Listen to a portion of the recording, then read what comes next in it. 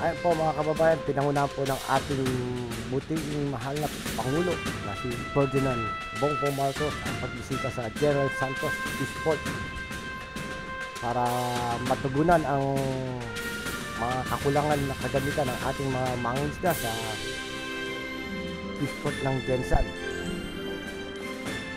Lalo-lalo na po ang storage.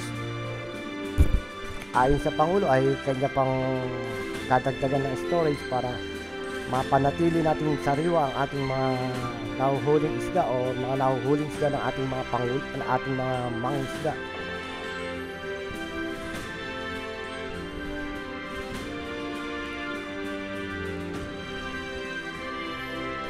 Noong nakarang araw po ay nandun po siya sa Muñoz, Nueva Ecija para sa inauguration po ng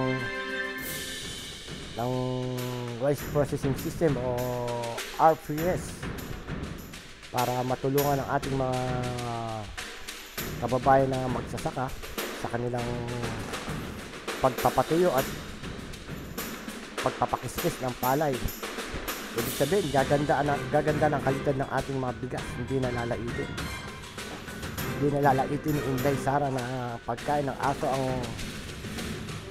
mga bigas ng ating mga magsasaka, nagaling sa ating mga magsasaka.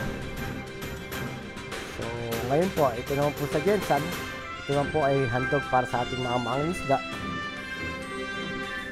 Malaking tulong po ito para sa ating mga mangingisda, lalo-lalo na yung mga nakikita po natin mga bangka na yan. Puro fiberglass po yan. Malaking tulong po sa ating mga mangingisda. Halos lahat po ng gagamitin na sa pangisda ay ihahandog po ng ating Pangulo. Kaya ng ating Pangulo, tayo'y Bongbong Marcos, bumibilib lalo sa ating Pangulo.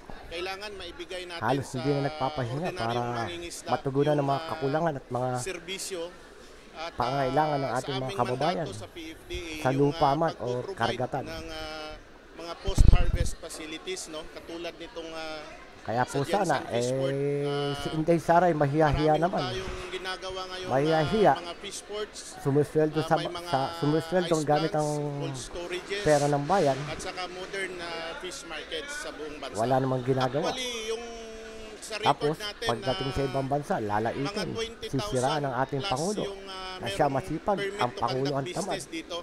Ibig sabihin yung nagnenegosyo sa loob ng fishport. Sa isang araw, siguro mahigit kumulang 12 to 13,000 ang katao ang nagtatrabaho dito sa ating fishport. Ay, nakita nyo, lalaki po ng mga yellowfin po na, lahat po na yan ay ine-export po natin. Sinusuri po yan sa pamamagitan ng pagtusok. May May tinutusok mga po sila natatapos na at para may makita mga po yung ongoing lamang pa na kung mga construction works. pang-export or pang-local lang. Ongoing yung operation ng ating General Santos City Fishport, ongoing din yung mga rehab, no? Malaki kasi ito, it's a 32 hectare port facility. Nilaanan po ng ating gobyerno ng sapat na pondo para maayos yung ating mga harbor. May 4 na harbor na inaayos, ang ating cold storage facility, which is very Napakarami important. pong plano ng ating Pangulo Itong para sa ating mga market hall, ayusin kababayan natin nating mangingisda. para maging global ang standard ng ating fishport.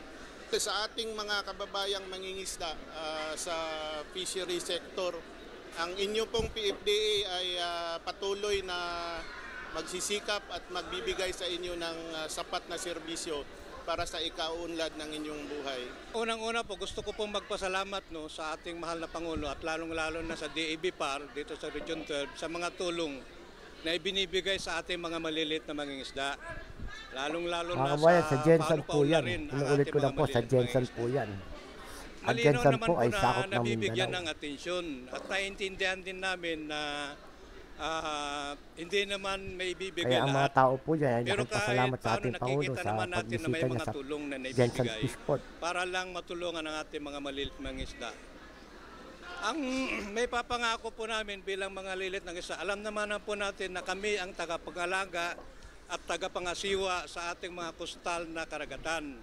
Kaya Patuloy sana po lahat kami ng magbabantay proyekto ng ating para Pangulo lang ay protektahan ating suportahan. ang kalagayan ng ating pangislaan, lalong-lalo sa ating mga kustal na area.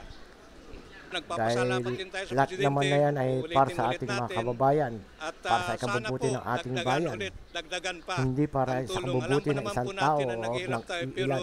kailangan po ng kunting dagdag sa ating mga tulong para sa ating mga maliliit na mga isda. Maraming salamat po. Ako si Angelica Bene Flores po ng Malapatan, Sarangani Province.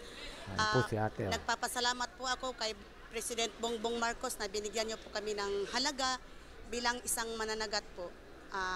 Makikita Thank mo you sa kay ate kayo yung sa mukha ni ate yung binigyan mo saya kami na ng atensyon dito.